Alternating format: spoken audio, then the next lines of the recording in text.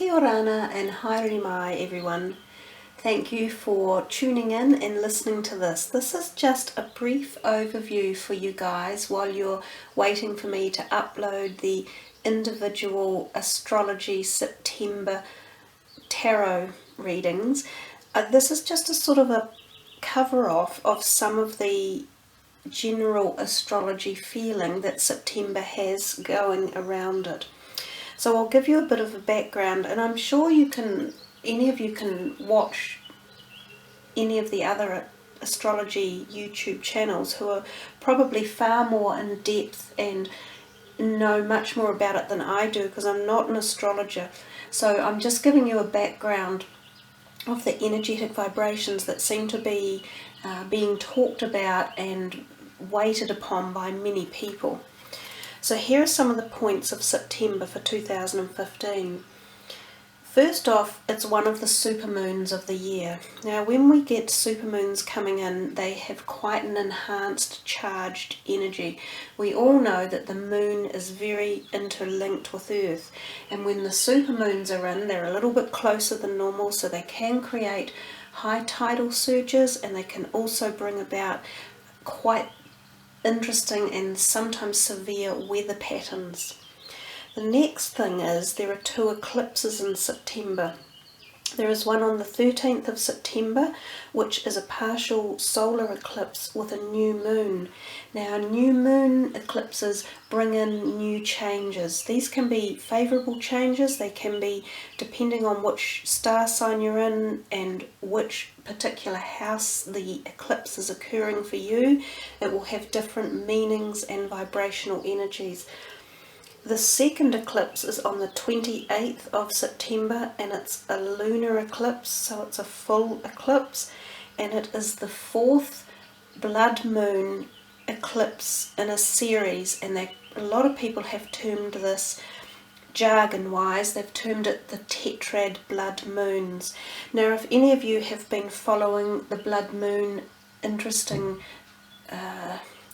series of events or information that have been given out lately, quite a lot of it has established itself from a religious point of view, and there are many people on the planet who believe that has really powerful religious connotations. This fourth tetrad blood moon is associated for some people with talk of the rapture or the coming again of Christ. So we have this really huge momentous energy for a lot of people around the planet, either watching or waiting, or this impetus on some big change that's going to be taking place. Now that's the second eclipse on the 28th of September, towards the end of the month. Two eclipses in a month will give off a lot of energy for a lot of people, and eclipses are known to create change, and they can be difficult to work through, and they often keep us activated in whatever area it chooses to for some months in ongoing. So after the eclipses have happened, you may feel sort of uncertainty or a new path forming for up to 6 months later. The next thing is Jupiter is magnifying these eclipses, and because Jupiter happens to just be working really closely with us at the moment, Jupiter is the planet of expansion and also good fortune. So some of these changes may be really quite profound and quite pushing and quite sudden for you.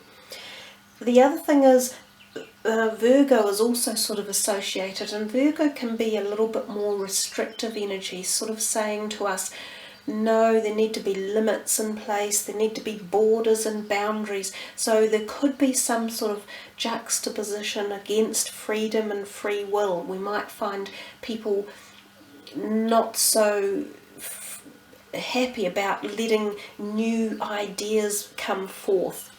We also have Mercury going into retrograde on the 18th of September. Now for some people there's talk about this could be a time of changing of relationships, and lots of energies around relationships coming in. For some people who really get into this at the deeper level, and again you can watch these videos on YouTube, there's many of them.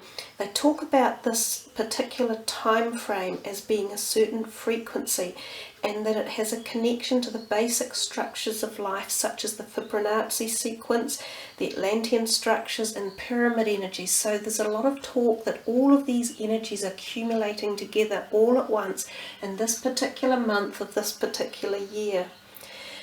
I sort of just spent a little bit of time working with the energies, trying to get my head around the whole meaning and feeling for the September astrology or tarot readings that I'll be doing.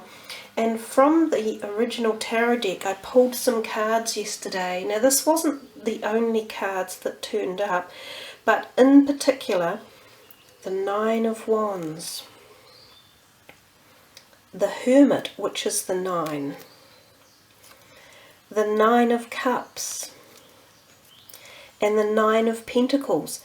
4 9s out of about 7 cards turned up, and of course it's the 9th month of the year, so I got this amazing 9 vibration coming in, and I thought, wow, you know, something's really going on. So then if we look at the vibration of 9, we get these messages. It's often about the ending of phases, and it's about the beginnings of endings of everything that you've believed in. You know, it's about moving on, letting go of the past, and embracing moving forward. It's a karmic number. It's about spiritual enlightenment. It's about your life purpose, your soul mission. It's about service to humanity. It could be about twin flame energies coming together, especially when we talk about service to humanity. It's about inner wisdom, and it's about learning to say no.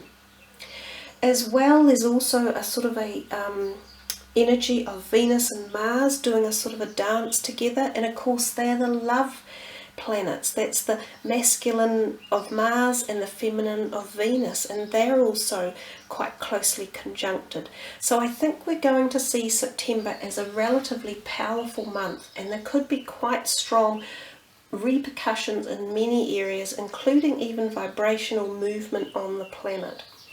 So there we are, guys. That's just a little bit of insight, a real quick piece of information for you to tune into while you're waiting for me to get round to doing the September tarot predictions.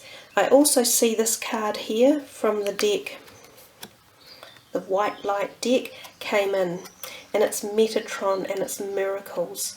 So we shall leave the reading with that particular beautiful energy for you all to just focus on. Think of that and allow miracles to come in, whatever miracles it is that you deem that you want to have in your life. And this beautiful stone is the abundance cluster, and I thought they would put that in for everyone to just harness that energy of bringing in abundance in your life. So thanks for listening, everyone. Thanks for subbing, liking, and leaving your comments, which I always love. And I will be with you soon for your individual September readings. So ka kite noa. Namaste. Much aroha.